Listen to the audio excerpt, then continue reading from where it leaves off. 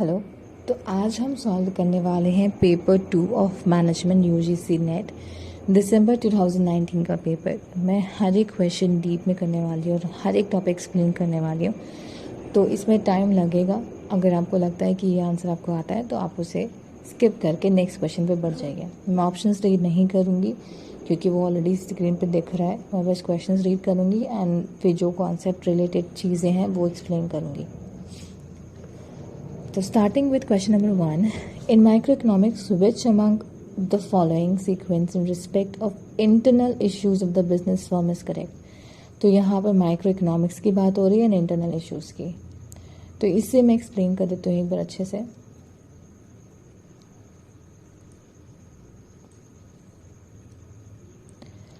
हम सबको पता है कि माइक्रो इकोनॉमिक्स मैनेजेरियल इकोनॉमिक्स का सब टॉपिक है। तो मैनेजेरियल इकोनॉमिक्स जो कि हमारा खुद का एक यूनिट है, उस से ये टॉपिक अराइज होता है। तो मैनेजेरियल इकोनॉमिक्स है क्या? मैनेजेरियल इकोनॉमिक्स का मतलब है पहला तो इकोनॉमिक्स, जिसमें एडम स्मिथ ने, या मैं दूसरे साइंटिस्ट का नाम ले लेती हूँ फ़िलहाल, एल्फ्रेड मार्शल जो है, उन्होंने कहा था कि economics is study of man's action in the ordinary business of life and how he inquires, how he gets his income and how he uses it। मतलब कि मैनेजरियल इकोनॉमिक्स में या इकोनॉमिक्स जो है वो डील करता है कि कैसे एक पर्सन अर्न कर रहा है पैसे, उसको स्पेंड कर रहा है, और एंड रिजल्ट जो है वो है उसकी नीड की फुलफिलमेंट। तो ये जो चेन है, जैसे उसने अर्न किया, स्पेंड किया, फिर अपनी नीड फुलफिल की, इसी को हम इकोनॉमिक्स कहते हैं, और इसी के मैनेजमेंट को हम मैनेजेरियल इकोनॉमिक्स कहते हैं। अब इसमें भी दो चीज़ें आती हैं, एक तो आता है माइक्रो लेवल पे, एक आता है मैक्रो।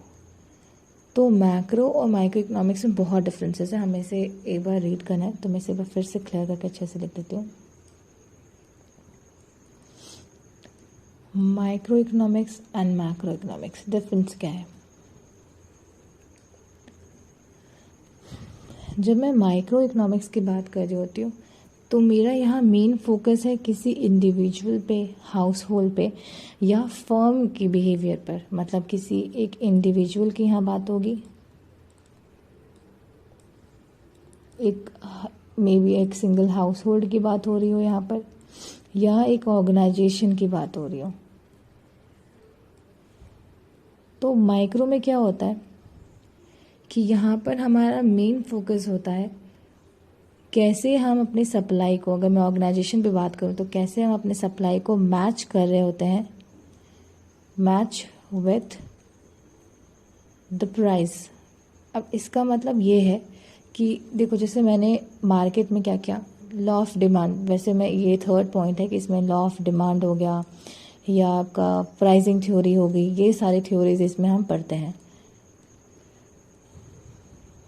तो जैसे कि अगर ये ऑर्गेनाइजेशन है तो ये क्या करेगा, ये मार्केट में देखेगा कि क्या डिमांड है, ठीक है, उस डिमांड के बेसिस पे ये सप्लाई, या उल्टा हो जाएगा, डिमांड ये मान लो इसने नोटिस किया और यहाँ पर क्या किया, इसने सप्लाई दी, सप्लाई किया किसका, गुड्स एंड सर्विस का।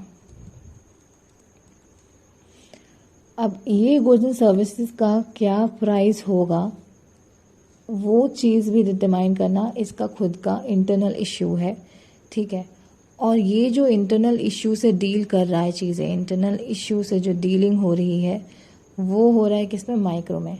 मतलब मान लो कल कोई कंपनी खुलती है, उसने बोला, डिमांड देखा कि भाई 100 प्रोडक्ट का डिमांड है, तो उसको सप्लाई भी उतना ही करना होगा, ठीक है। जनरली इसे ज़्यादा ही करते हैं, बट लेट्स से इसने सप्लाई भी मैच करते हुए 100 किया, तो वो गुड एंड सर्विस का प्राइस बहुत इंपॉर्टेंट है। लेट्स से कॉम्पिटिटर ने 10 रुपये रखा है ना, आपने केवल 5 रुपये रखा है, तो इसमें ठीक है आपका सेल हो रहा है, बट अगेन इसमें बहुत सारे फैक्टर्स आते हैं जो प्राइसिंग थ्योरी में आएगा।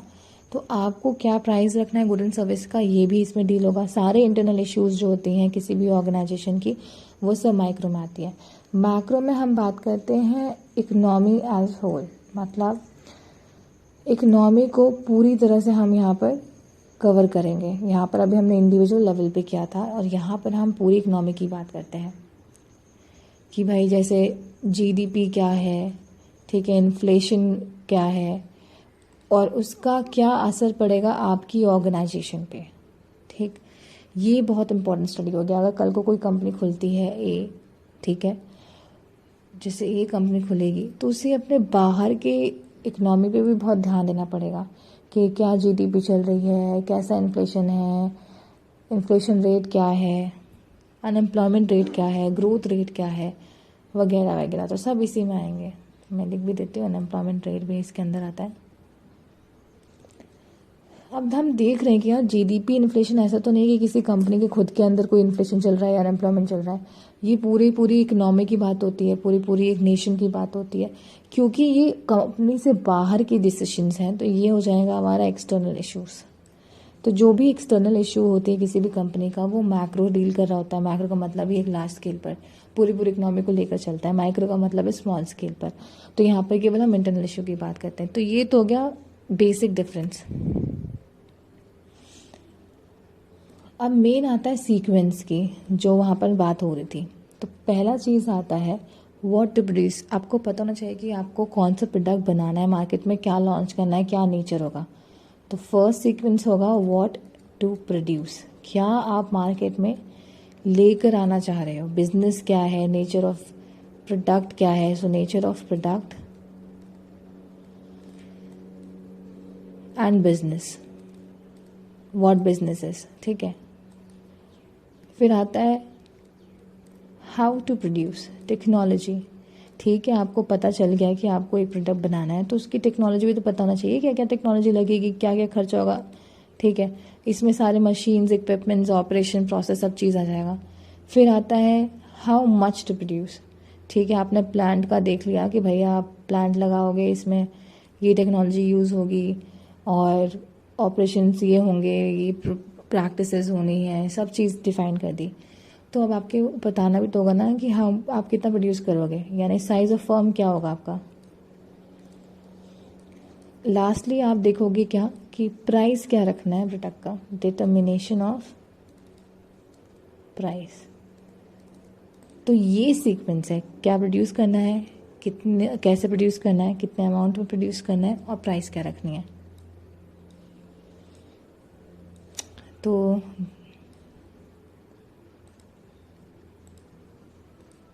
जैसे कि इस क्वेश्चन में बोला भी है, मैं एक बार आंसर भी लिख देती हूँ। ये आंसर है option A, what to produce, how to produce, how much to produce, how to determine price of the product. Next question,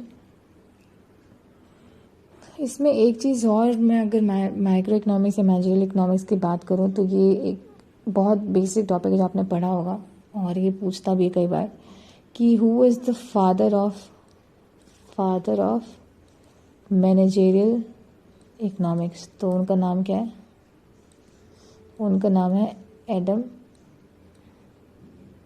Smith. इनकी एक किताब भी लिखी है इन्होंने, जो ज़्यादा पूछते भी हैं, कई बार क्वेश्चन में ये आता भी है, wealth of nation. Wealth of nation जो है इन्होंने 1776 में लिखी थी, किसने, एडम स्मिथ ने। और इस बुक में इन्होंने एक वर्ड का बहुत बार यूज़ किया है, जो कि है कैपिटलिज्म। कैपिटलिज्म वैसे होता क्या है, कैपिटलिज्म का मतलब है, 3 वर्ड्स में डिफाइन कर सकते हैं हम। पहला कि यहाँ पर सेल्फ इंटरेस्ट की बात हो रही है। कोई भी बिजनेसमैन है, अगर वो अपना बिजनेस शुरू करता है तो वो अपने इंटरेस्ट के लिए काम कर रहा होता है, अपने वेल्थ के लिए काम कर रहा होता है। बट अनइंटेंशनली वो क्या कर रहा है, वो हेल्प कर रहा है सोसाइटी की। कैसे, अगर ये कंपनी भी एक सिटी में खुलती है तो उसमें ये हो जाता है कि वहाँ पर एम्प्लॉयमेंट बढ़ जाती है। ठीक है, नई कंपनी खुलने का मतलब एम्प्लॉयमेंट रेट है, ग्रोथ रेट है, जीडीपी भी बढ़ती है, बहुत सी चीज़ें से असर करती है जो सोसाइटी को भी फ़ायदा करती है। तो कर तो वो सेल्फ इंटरेस्ट के लिए कर रहा है, लेकिन अनइंटेंशनली वो सोसाइटी के लिए भी हेल्प कर देता है। इसीलिए उन्होंने इसे इनविजिबल हैंड भी कहा था, इनविजिबल हैंड। ये बस एक बेसिक चीज़ है जो पढ़ सकते हैं आप। इसके बाद आता है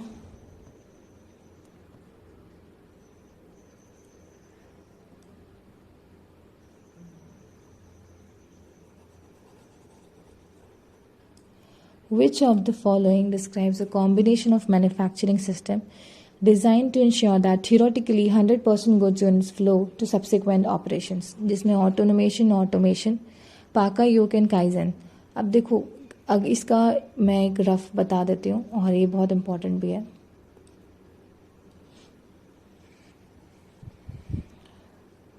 तो पहले बात तो जापान का, यानी जापानीज प्रोडक्शन सिस्टम, जब भी प्रोडक्शन सिस्टम से रिलेटेड कोई भी क्वेश्चन आता है तो ये याद रखना है कि जापानीज का प्रोडक्शन सिस्टम बहुत पॉपुलर है।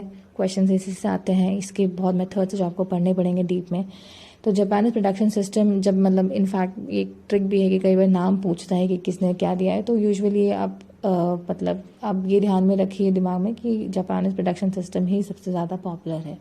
थ्योरी जेड जो हमने पढ़ा था उसमें भी हमने सुना था कि कैसे अमेरिकन की कंपनी है, उन्होंने जापान की जो प्रोडक्शन सिस्टम है कैसे वो फॉलो कर रहे हैं, वो सारी चीज़ों को उन्होंने इनकॉर्पोरेट किया था अपनी कंपनीज में। ठीक है, तो जापान की जो प्रोडक्शन सिस्टम, इसमें कौन कौन से मेथड है मैं वो बता देती हूँ।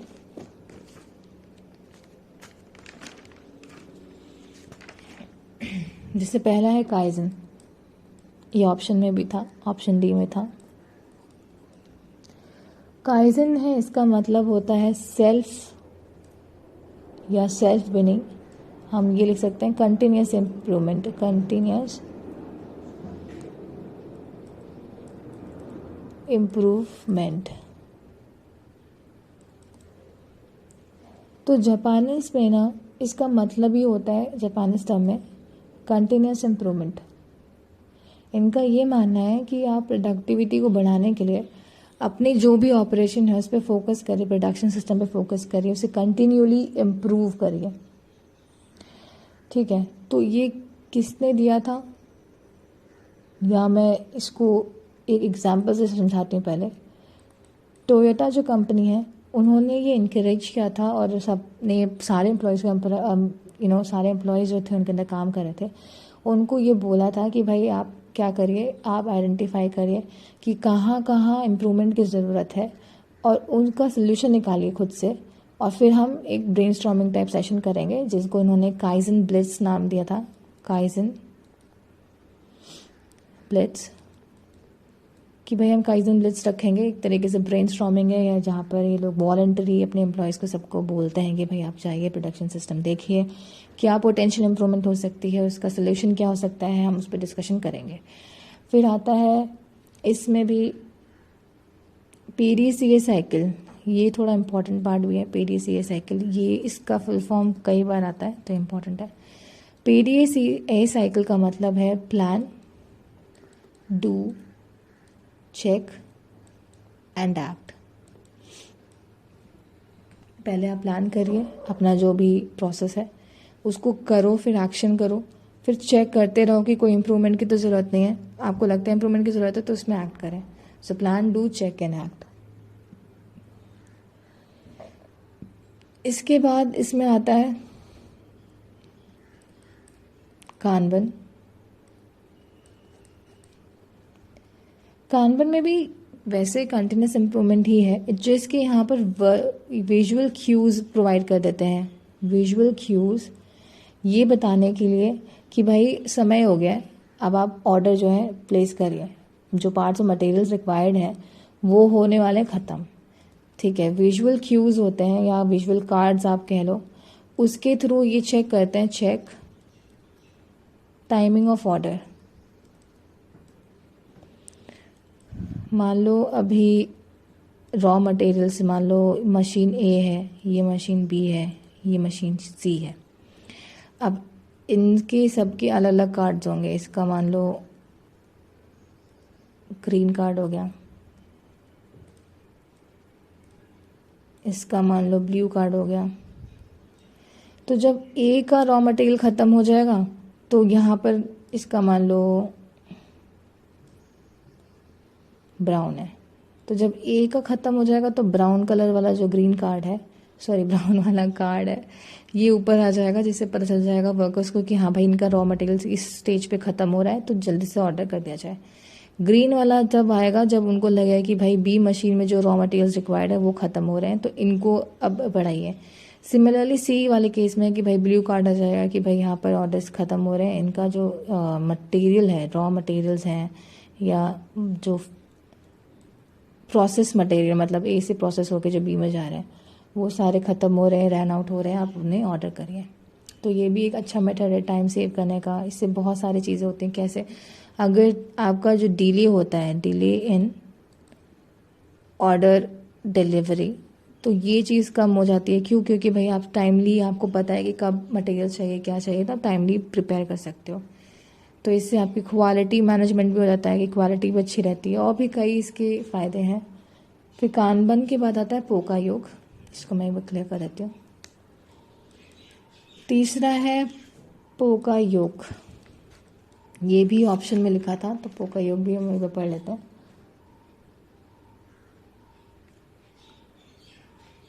पोका योग का मतलब ये है कि मतलब तो पोका योग में जो है वो शिगियो शिंगो ने दिया था। अगेन टोयोटा कंपनी के भी एक एम्प्लॉय थे शिगियो शिंगो। इन्होंने पहला जो वर्ड यूज़ किया था वो पोका योग ना होकर बाका योग था। अब बाका योग का उस टाइम पर, इनफैक्ट अभी भी बाका योग का जो मतलब है वो होता है फूल प्रूफिंग। क्योंकि फूल प्रूफिंग इसका नाम था तो इनको बहुत अजीब लगा कि यार ये क्या नाम दे दिया, तो उन्होंने इसे कन्वर्ट कर दिया पोका योग में। पोका का मतलब, यानी पोका जो इसमें वर्ड है, इसका मतलब होता है मिस्टेक प्रूफिंग। मिस्टेक प्रूफिंग ऐसा नेम सजेस्ट कि भाई आपको कम से कम मिस्टेक रखना है, जितना हो सके आप डिफेक्ट जो है, डिफेक्ट रिड्यूस करिए। ठीक है, इससे क्या होगा, क्वालिटी जो है इम्प्रूव होगी। तो इसमें भी जो है 3 डिफरेंट टाइप्स ऑफ इंस्पेक्शन ज़रूरी है। मतलब अगर आप बोल रहे हो कि भाई मिस्टेक प्रूफिंग करनी है, डिफेक्ट्स कम होने चाहिए, तो कुछ इंस्पेक्शंस भी तो होने चाहिए। आप उसे इंस्पेक्ट करोगे तभी तो पता चलेगा कि मिस्टेक हो रही है, कि डिफेक्ट निकल रही है कि नहीं। तो पहला था इसमें जजमेंट। जजमेंट इंस्पेक्शन का मतलब है इंस्पेक्टिंग द एक्सेप्टेबल प्रोडक्ट। आप अपने जजमेंट के थ्रू देखते हो कि क्या एक्सेप्टेबल है, जो कि बेसिकली प्रायर स्टैंडर्ड्स होते हैं उसके बेसिस पे, what is acceptable and what is not. ठीक, फिर एक आता है आपका जजमेंट के बाद इंफॉर्मेटिव। इंफॉर्मेटिव इंस्पेक्शन का मतलब होता है कि यहाँ पर आप इंस्पेक्ट कर रहे हो खुद का काम।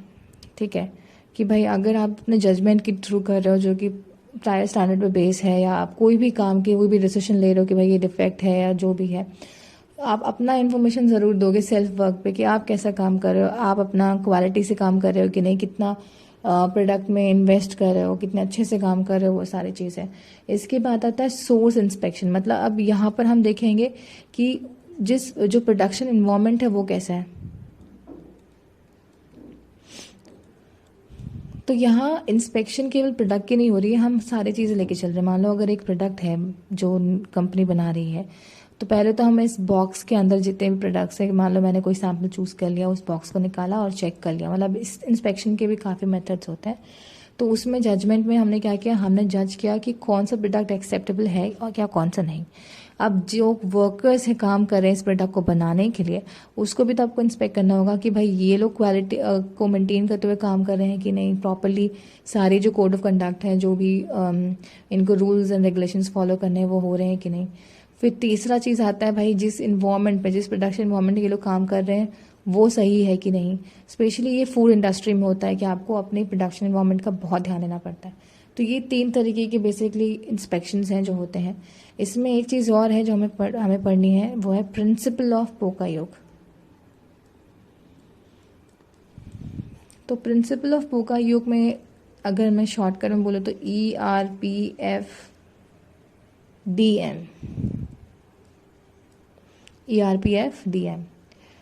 E फॉर एलिमिनेशन, कि अगर भाई मिस्टेक्स होते हैं तो आप उसे एलिमिनेट करो। ठीक है, आप अपने जो मेथड्स हैं उनको ठीक करो, प्रोसेस को ठीक करो ताकि वो मिस्टेक्स ही एलिमिनेट हो जाए। R से होता है रिप्लेसमेंट, कि आपने रिप्लेस कर दिया है उस पर्टिकुलर प्रोसेस को दूसरे प्रोसेस से। मतलब अगर मान लो हमारा जैसे कहीं कुछ गड़बड़ हो रहा है, ठीक है, तो आपने उसे सब्स्टिट्यूट कर दिया किसी और रिलायबल प्रोसेस से। ठीक, जैसे मान लो अभी तक आपने देखा कि जब ह्यूमन मतलब मैनुअली काम हो रहा था तो बहुत डिफेक्ट्स निकल रहे थे, तो आपने उसे रोबोटिक्स कर लिया, ऑटोमेशन कर लिया, तो वो रिप्लेसमेंट हो गया। पी क्या होता है? P stands for prevention. Prevent करो, मिस्टेक होने ही नहीं चाहिए, आप एरर फ्री रखो। F F for facilitation, facilitation. Facilitation ये कहता है कि भाई आप फैसिलिटेट करो। क्या फैसिलिटेट करो? फैसिलेशन मतलब अडॉप्ट। तो अडॉप्ट करो ऐसे टेक्निक्स जिससे कि आपके लिए इजी हो जाए चीज़। जैसे मैंने भी बताया भी था कि हम लोग डिफरेंट कार्ड्स जो होते हैं, वो जो विजुअल क्यूज़ होते हैं, जो कि कानबन में था, जो मैंने पहले ही पढ़ाया अभी। कानबन में जो विजुअल क्यूज़ हैं वो एक तरीके से क्या है, आपने एक अडॉप्ट कर लिया कुछ ऐसे मेथड्स कि आपका एरर जो है वही कम हो जाए। D stand for detection. जितना आप डिटेक्ट कर पाओगे कि भाई यहाँ पर मिस्टेक हो रही, इतना प्रायर आप कर ले तो उतना बेहतर होता है। M stands for mitigation. Mitigation का मतलब है कि किसी भी तरीके से आप अपने मिस्टेक्स को रिड्यूस कर रहे हो, ठीक। तो E elimination, R replacement, P stand for prevention, F for facilitation, D for detection and M for mitigation. ये हो गया प्रिंसिपल ऑफ पू का योग। इसके बाद आता है जो एक और है जो कि है जिडो का। इसको मैं क्लियर कर दूं।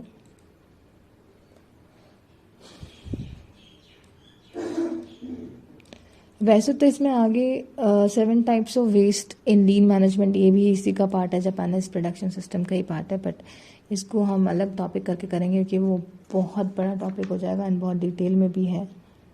उसमें हम 7 क्वालिटी 5 इन लीन मैनेजमेंट, बहुत सारे टॉपिक है, मतलब नंबर टॉपिक है, वो हम पढ़ लेंगे।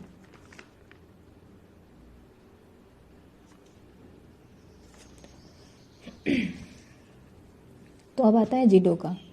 जो जिडो का है उसको हम ऑटोनोमेशन कहते हैं।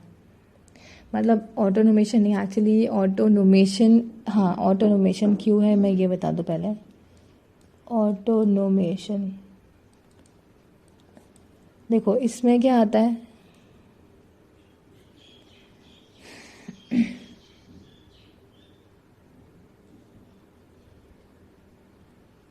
Automation plus autonomous. मतलब कि यहाँ पर आप क्या कर रहे हो, आप ऑटोमेशन मतलब मशीन्स का जो है यूज़ करके, नॉट मैनुअली बट मशीन का यूज़ करते हुए अपने जो भी डिफेक्ट्स हैं या जो भी इम्प्रूवमेंट करनी है, करेक्टिव मेजर्स लेने हैं, उस पर आप फोकस करते हैं। तो इसका अगर डेफिनेशन बताऊँ तो ये होता है कि The Toyota production system practice of designing process and empowering workers to shut down a process when an abnormal condition occurs. जैसे अगर मशीन में कोई काम हो रहा है, ABC अगेन ABC, अचानक से B मशीन में कुछ डिफेक्ट हो गया और अगर इसको बंद नहीं किया, किसी तरीके से इसे स्विच ऑफ नहीं कर पाए, तो क्या होगा, यहाँ जो भी प्रोडक्ट्स आएंगे वो डिफेक्ट्स निकलेंगे। तो यहाँ पर क्या हो जाएगा, ह्यूज लॉस कंपनी का। तो इसमें हम क्या कर सकते हैं, अगर हमने बी मशीन को ही रोक दिया तो यहाँ पर जो भी प्रोसेस मटेरियल है, यहाँ जो भी आपका मटेरियल यहाँ पर आने वाला था वो वेस्ट नहीं होगा फर्स्ट ऑफ ऑल। सेकेंडली आपके यहाँ डिफेक्ट्स नहीं बनेंगे। तो पहली चीज़ क्या हो जाएगी, जो वेस्टेज ऑफ मटेरियल है, वेस्टेज ऑफ मटेरियल ये प्रिवेंट हो रहा है। एंड सेकेंड चीज़ ये है कि भाई जो नंबर ऑफ डिफेक्ट्स हैं वो कम होंगे, ठीक है, तो आपका लॉस होने से बचेगा। तो इसको स्विच ऑफ करने का जो पावर है वो एम्प्लॉयज़ को, अगर आप ऐसा कोई डिज़ाइन करते हो कि भाई एम्प्लॉय के पास पावर है कि वो कोई भी मशीन कभी भी बंद कर सकता है अगर उनको लगे कि यहाँ पर कुछ गड़बड़ है, उसी को हम ऑटोनोमेशन कहते हैं। ऑटोमेटिक कंट्रोल्स हैं इसलिए ऑटोमेशन आ गया। ऑटोनॉमस क्योंकि कोई भी एम्प्लॉय कर सकता है इसलिए ऑटोनॉमस। तो ये था जिडो का। ये इसमें एक चीज़ और है कि ये किसने डेवलप किया था, वैसे तो ये पूछता नहीं है कि किसने डेवलप किया था, बट नुकसान भी नहीं है। तो साकीची टायोडा, साकीची टायोडा अगेन टोयोटा कंपनी जो है बहुत इंपॉर्टेंट रोल प्ले करती है, टोयोटा मोटर कंपनी इनकी जापानीज मैन्युफैक्चरिंग सिस्टम पे। तो साकीची टायोडा है, इन्होंने इसे डेवलप किया था। वैसे तो इनका मेन फोकस था कि कैसे आप ऑटोमेटिकली इस प्रोसेस को स्टॉप करते हो, बट देन उन्होंने देखा कि भाई इससे तो फ़ायदा हो रहा है, तो इन्होंने mistake, not mistake proofing, but वो तो पाका योग हो गया, पोका योग। बट इन्होंने ये किया कि डिफेक्ट्स कम हो, क्वालिटी मैनेज हो, इन चीज़ के लिए इसे यूज़ किया। तो यहाँ पर जो क्वालिटी बेनिफिट है वो क्या है कि यहाँ पर अभी तक हम पोका योग में देखे थे 3 तरह के इंस्पेक्शन थे, जजमेंट, इन्फॉर्मेटिव और सोर्सेस। यहाँ पर 100% इंस्पेक्शन रेट है, क्योंकि आप वहाँ क्या था कि वहाँ प्रोडक्ट बनने के बाद, एक बार प्रोडक्ट बन गया, जैसे अगर ये मेरा प्रोडक्ट है, जो फिनिश प्रोडक्ट है इनफैक्ट, उसके बाद आप पोका योग यूज़ कर सकते हो। लेकिन जो जिडोका है वो आप प्रायर टू करते हो, मतलब फिनिश प्रोडक्ट बनने से पहले के पूरे दौरान आप जिडोका कर रहे होते हो। तो कोई भी स्टेज पे आपको लगता है कि मिस्टेक्स हो रही हैं, डिफेक्ट्स आ रहे हैं, आप वहाँ पर क्वालिटी मैनेज करके उसे रोक सकते हो। तो यहाँ पर 100% इंस्पेक्शन रेट होती है, जिसकी वजह से इसका करेक्शन रेट भी बहुत हाई हो जाता है, डिफेक्ट्स कम निकलते हैं। तो ये था पोका योग। एक बार फिर से क्वेश्चन पे जाते हैं, देखते हैं कि क्या आंसर होना चाहिए।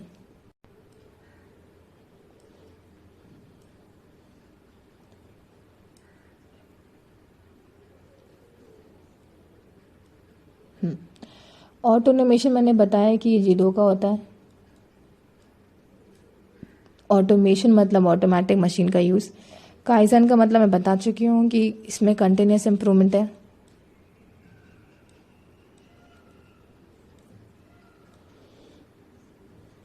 एंड पाका योग मतलब मिस्टेक प्रूफिंग। तो 100% unit flow to subsequent operation, यानी कि 100% इंस्पेक्शन रेट हो रही है एक तरीके से। तो इसका आंसर है सी, विच इज जिडोका एंड पाका योग। क्यों? क्योंकि आपका ना केवल जिडोका ये कर रहा है कि भाई 100% इंस्पेक्शन कर रहा है, पाका योग खुद में भी इंस्पेक्शन कर रहा है और यहाँ पर मिस्टेक्स को रोक रहा है after the product has been made. तो ये दोनों चीज़ें हैं, वो इस चीज़ का बहुत ध्यान देते हैं कि 100% गुड यूनिट्स निकले। तो सेकंड का आंसर होगा ऑप्शन सी। अब बढ़ते थर्ड क्वेश्चन पर।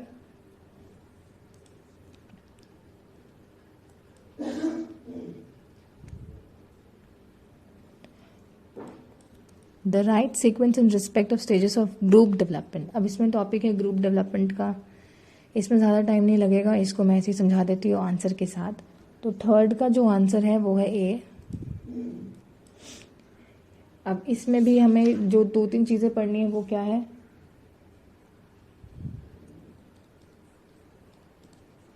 टकमैन। टकमैन ने इस थ्योरी को दिया था, किसको? ग्रुप फॉर्मेशन को।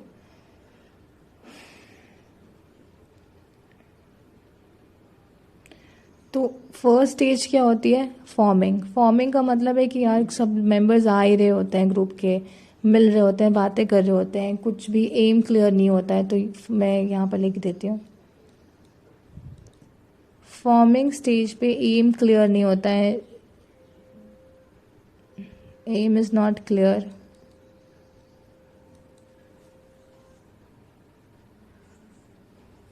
कोई क्लियर वैल्यूज़ नहीं होती हैं, किसी को नहीं पता होता कि उनका ऑब्जेक्टिव क्या है। बस ये है कि हाँ चलो कोई टास्क दे दिया है, उस पर काम करना। ये इंट्रोडक्टरी स्टेज होता है।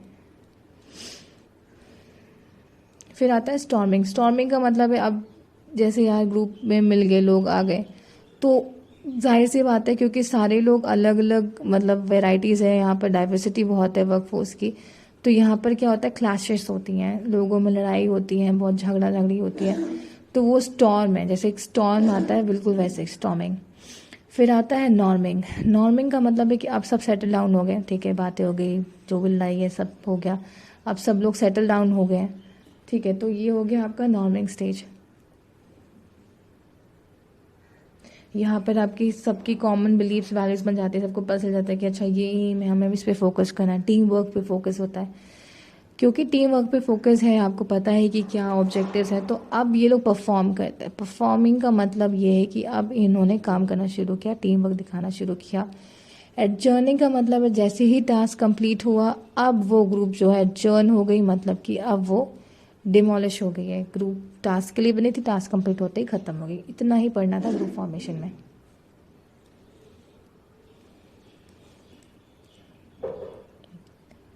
इसका आंसर 1 मिनट देख के कर देते हैं।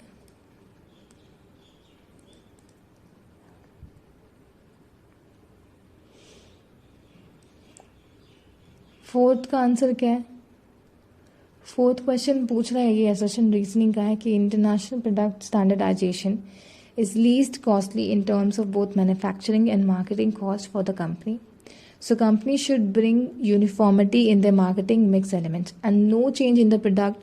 ये reason है, no change in the product itself is required for marketing overseas, but many items may require some adaptation for making them suitable to the foreign markets. तो ये जो क्वेश्चन है फोर्थ का, इसका आंसर बी है। वैसे इसको भी हम डिस्कस कर देते हैं। बी जो है मतलब कि दोनों ही सही है, बट आर जो है वो करेक्ट एक्सप्लेनेशन नहीं है। तो वो क्यों? International product standardisation is least costly in terms of both manufacturing and marketing cost. इसका क्यों कह रहे हैं कि अगर एक पेन मुझे बेचना है मार्केट में इंटरनेशनली, इंडिया में, या लेट्स से एक हम ले लेते हैं ऑस्ट्रेलिया का और इंडिया का,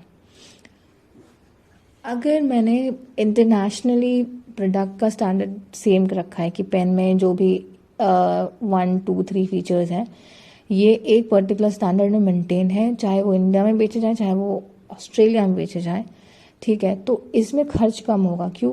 क्योंकि अगर डिफरेंट स्टैंडर्ड्स होंगे तो उनको मेंटेन करने के लिए आपको अपने टीम को समझाना पड़ेगा, वर्कर्स को समझाना पड़ेगा, फ्लोर लेवल पे खर्चा बहुत ही, इसमें जो खर्चा होता है वो ज़्यादा बढ़ता है। तो यहाँ वाले केस में ये लीस्ट कॉस्टली हो जाएगा अगर हम इंटरनेशनल स्टैंडर्ड को मेंटेन करते हैं तो, ठीक है। मैन्युफैक्चरिंग मतलब कि भाई उसको बनाना आसान हो जाएगा, स्टैंडर्ड मेंटेन रहेगा। मार्केटिंग आपको बेचना आसान होगा क्योंकि स्टैंडर्ड सेम है, सब जो फीचर्स यहाँ आप मार्केटिंग के लिए बेचोगे वो इंडिया और ऑस्ट्रेलिया दोनों में सेम ही होगा।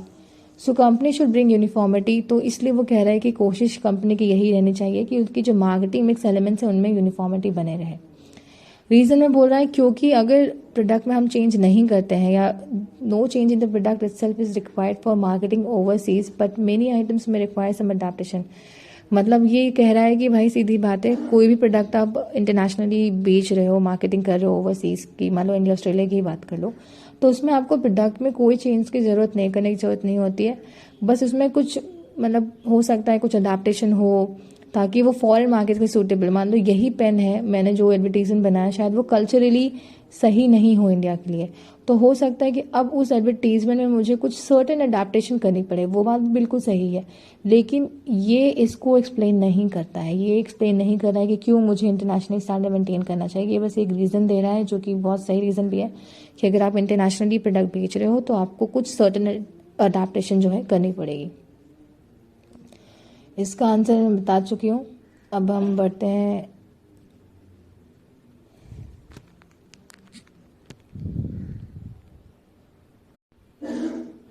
जो नेक्स्ट क्वेश्चन था वो है fifth. According to Mintzberg model of strategic decision making its modes are,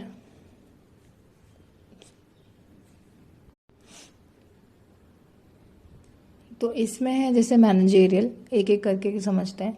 वैसे तो जब हम यहाँ पर मोड ऑफ बात करते हैं मैनेजमेंट, मिन्सबर्ग के जो मॉडल हैं उनके डिफरेंट मोड्स, तो 4 बेसिक मोड्स होते हैं जिसमें कि मैं इनफैक्ट वाइट बोर्ड में ही आपको शेयर कर देती हूँ। तो इसमें आपका आता है, पहला है एंटरप्रेन्योरल मोड, फर्स्ट जो है मिन्सबर्ग मॉडल ऑफ डिसीजन मेकिंग।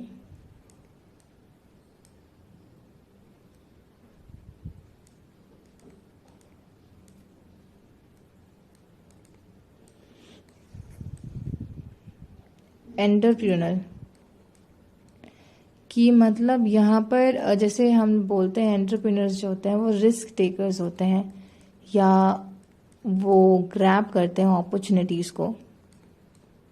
तो यहाँ पर एक तरीके से कंक्लूजन ये निकला कि यहाँ पर हमारा मेन फोकस होगा प्रोएक्शन।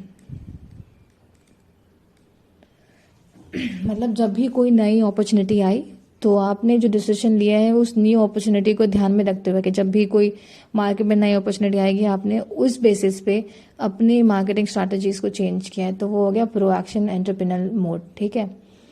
फिर आता है नेक्स्ट जो कि है अडैप्टिव मोड। अडैप्टिव मोड का मतलब है कि यहाँ पर आप प्रोएक्शन नहीं हो आप, बल्कि यहाँ पर हो रिएक्टिव। रिएक्टिव का मतलब कि कोई चीज़ हुई मार्केट में, अब वहाँ पर कोई नई अपॉर्चुनिटी नहीं है, जिस बिकॉज आपके फॉर एग्जांपल कॉम्पिटिटर है, कॉम्पिटिटर ने प्राइस में चेंज किया, आपने उसके रिएक्शन में अपना प्राइस चेंज किया, तो ये क्या होगा, ये रिएक्टिव ही तो है। प्रोएक्शन का मतलब है कि मार्केट में देखा आपने कि लेट्स से मार्केट में जब MP4 आया होगा तो MP4 जो है उसका मार्केट नहीं था, तो आपने उस मार्केट को ग्रैब करने के लिए अपना बिजनेस या डिसीजंस लेते हुए काम किए, तो वो प्रोएक्शन हो गया। और यहाँ पर कॉम्पिटिटर्स प्राइस है, उनको रिएक्ट करने के लिए आपने अडेप्ट किया है, मतलब आप अपने इन्वायरमेंट को अडेप्ट कर रहे हो जो भी चेंज हो रहा है उसके रिस्पॉन्स में। दैट इज थर्ड वाला। अडेप्टिव मतलब नॉट थर्ड बल्कि सेकेंड। जो थर्ड है वो है आपका एक मैनेजेरियल तो नहीं बट प्लानिंग मोड। मैनेजेरियल नहीं होगा, ये एंटरप्रेन्योर हो ही चुका है। Planning mode. प्लानिंग मोड में क्या होता है कि प्लानिंग मोड में आपने, अब इन दोनों का ये कॉम्बिनेशन है, किसका, एंटरप्रेन्योर का प्लस अडेप्टिव का। तो यहाँ पर आप क्या कर रहे हो, प्लानिंग मोड में आपने पहले देखा कि अपॉर्चुनिटी क्या है मार्केट में, तो ये हो गया प्रोएक्शन वाला पार्ट। फिर आपने क्या किया, आपने एक्शन लिया, and then based on the market में क्या हो रहा है उसे अडेप्ट करने के लिए आपने क्या किया, रिएक्टिव मेजर्स लिए। तो प्लानिंग मोड यही होता है कि आपने अपॉर्चुनिटी देखी, ठीक है, आपने स्ट्रैटेजीज बनाई, उसमें अल्टरनेटिव स्ट्रैटेजीज देखी, फिर सिलेक्ट किया, फिर उसे इवैल्यूएट किया, and then you review and then फिर टेक एक्शन, है ना, वही चीज़ इसमें आता है। फोर्थ है जो कि है इंक्रीमेंटल मोड। ये तीनों का कॉम्बिनेशन है, यानी entrepreneur plus adaptive plus planning. तो ये बिलीव करता है कि इंटरैक्टिव मोड होना चाहिए, अप्रोच होना चाहिए। आपको नए अपॉर्चुनिटीज़ भी देखनी है, आपको रिएक्ट भी करना है, आपको प्लान तो करना ही करना है। तो ये सारा जो है फुल मिला के इंक्रीमेंटल मोड।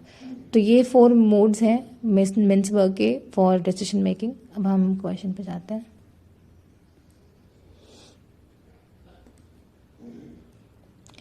तो उस हिसाब से इसका आंसर क्या होगा, एंटरप्रेन्योर प्लानिंग एंड इंक्रीमेंटाइजेशन। ऑप्शन जो ए था उसमें भी था सब लिखा हुआ, तो फर्स्ट ये फिफ्थ का आंसर है B, A and C. Entrepreneur planning incrementisation, उसमें भी सेम चीज़ वही लिखी थी, अब चेक कर लेना। फिर आता है इसको मैं इरेज कर देती हूँ।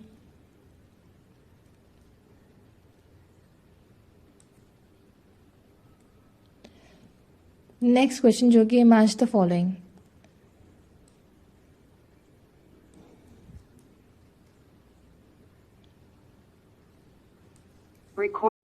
तो अब जो 6th क्वेश्चन है उसे हम पढ़ते हैं कि करके कि क्या क्या है ये। वैसे ये बेसिक जो बिजनेस एथिक्स की थ्योरीज थी उस पे ये अप्रोचेस थे, जो ये बिजनेस एथिक्स वाला पार्ट है उससे बेस्ड ये क्वेश्चन है। तो जैसे कंसिक्वेंटलिज्म अप्रोच की अगर मैं बात करूं, तो कंसिक्वेंटलिज्म जैसे बोल रहा है, यहाँ पर आ ही रहा है वर्ड कंसिक्वेंस। इसका मतलब है कि आप जो भी एक्शन कर रहे हो, ठीक है, उसको आप जज कैसे करोगे कि उसके कंसिक्वेंसेस क्या हैं, ठीक है।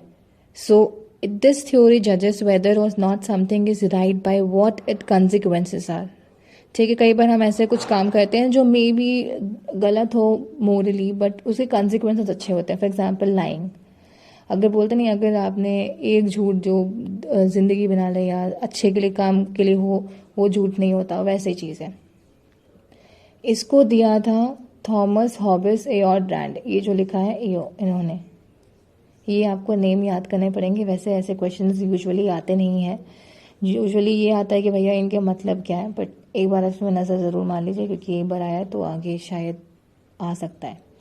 डिओंटोलॉजिकल अप्रोच क्या होता है, डिओंटोलॉजिकल अप्रोच का मतलब है कि अच्छा एक चीज़ और, अगर हम एक बार के लिए भूल जाएं कि इसमें जो ऑप्शन नहीं लिखा है वैसे यूटिलिटेरियन, ये जो या यूटिलिटेरिज्म, ये जो अप्रोच है ये कंसिक्वेंसेस की तरह ही होता है, जिसकी यहाँ पर भी आपको मेन फोकस करना है कि आपका जो आउटकम है वो गुड हो। लेकिन ये जो गुड आउटकम है इसमें आप बैलेंस करके चलोगे। बैलेंस कैसा, मतलब हमारा मेन मोटिव ये होता है कि जो आपका गेन है वो ज़्यादा हो कंपेयर टू लॉस, ठीक है, कम से कम लॉस में ज़्यादा से ज़्यादा प्रॉफिट हो, वो एक्शन यहाँ पे आपको चूज करना है। उस एथिक्स को हम या उस एथिकल थ्योरी को हम यूटिलिटेरियन अप्रोच कहते हैं। कंसिक्वेंस को हमें बता ही चुकी है। डियोंटोलॉजिकल का मतलब ये है कि यहाँ पर हम अब जैसे डी है तो डी से आप याद कर लो, ड्यूटी एंड मोरालिटी, मतलब आप अपना काम कर रहे हो, रूल्स को फॉलो कर रहे हो, लेकिन वो सारे एक्शन आपके लिए मोरली करेक्ट भी है, ठीक है। तो यहाँ पर यह एक्चुअली एक ग्रीक वर्ड है जिसमें डियोंट का मतलब जो होता है, या डियोन का जो मतलब होता है, डियोंट भी नहीं, डियोन ड्यूटी, एंड लोगों को मतलब ये लॉजी जो लिखा है इसका मतलब है साइंस, साइंस ऑफ ड्यूटी, मतलब ड्यूटी ऐसा जिसमें जो मोरली एक्शंस हो, तो ये रूल्स एंड रेगुलेशन से फॉलो करता है। तो ये दिया था रॉस एंड रॉल्स ने। फिर आता है नेचुरल लॉ थ्योरी, ये दिया था रोनाल्ड एफ वाइट ने। और लास्ट है थियोलॉजिकल थ्योरी, जो बचे एरिस्टोटल इन्होंने दिया था। तो थियोलॉजिकल अप्रोच जो है इसमें क्या बोलता है, इसमें बात करते हैं कि कैसे आप जैसे मतलब रिलीजन की बात होती है कि किसी रिलीजन जो होता है भाई, जैसे अगर कोई हिंदू है तो वो उनके कुछ रिलीजन है, कुछ नॉर्म्स हैं जिनको वो मानते हैं, जो वो समझते हैं कि भाई ये मोरली उनके लिए करेक्ट है। ऐसे डिफरेंट रिलीजन हैं जिनके लिए डिफरेंट एक्शंस जो होते हैं वो मोरली राइट या रॉन्ग होते हैं based on what religion they belong to. तो ये थियोलॉजिकल अप्रोच है जो अरिस्टोटल ने दिया था। डियोंटोलॉजिकल मैं बता चुकी हूँ, ड्यूटी एंड मोरालिटी ये दिया था रॉस एंड रॉल्स ने, और नेचुरल एफ वाइट ने दिया था, एंड कॉन्सिक्वेंटलिज्म हॉब्स एंड रैंड ने। तो इसका ऑप्शन का मतलब इस क्वेश्चन का जो राइट आंसर है वो ऑप्शन ए है, 1, 4, 3 एंड 2।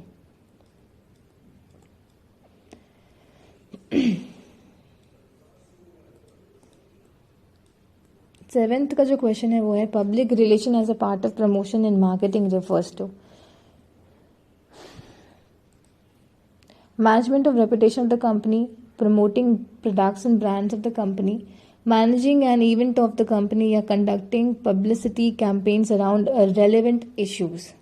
तो सेवेंथ का जो आंसर है वो होगा ए, मैनेजमेंट ऑफ रेपुटेशन। पीआर जो भी है किसी भी कंपनी के लिए, उनका मेन फोकस होता है कि रेपुटेशन जो है वो ये promoting product brands of the company, ये प्रमोशन में आता है। मैनेजिंग एन इवेंट मैनेजमेंट में आता है। Conducting publicity campaigns around relevant issues, ये पीआर का पार्ट हो सकता है, बट जो मेन मतलब अगर मैं बोलूँ पब्लिक रिलेशन का तो वो है management of reputation of the company. इसके बाद आता है नेक्स्ट जो कि 8th है, ये भी असर्शन रीजनिंग है। Plant location is often oriented towards dominant factors such as raw material sources, while warehouse location is definitely distribution oriented.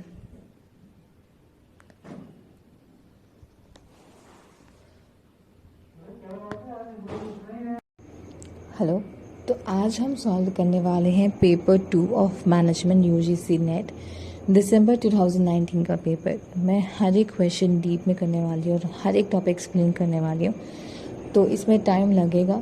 अगर आपको लगता है कि ये आंसर आपको आता है तो आप उसे स्किप करके नेक्स्ट क्वेश्चन पे बढ़ जाइए। मैं ऑप्शंस रीड नहीं करूँगी क्योंकि वो ऑलरेडी स्क्रीन पे दिख रहा है। मैं बस क्वेश्चंस रीड करूँगी एंड फिर जो कॉन्सेप्ट रिलेटेड चीज़ें हैं वो एक्सप्लेन करूँगी। तो starting with question number 1, in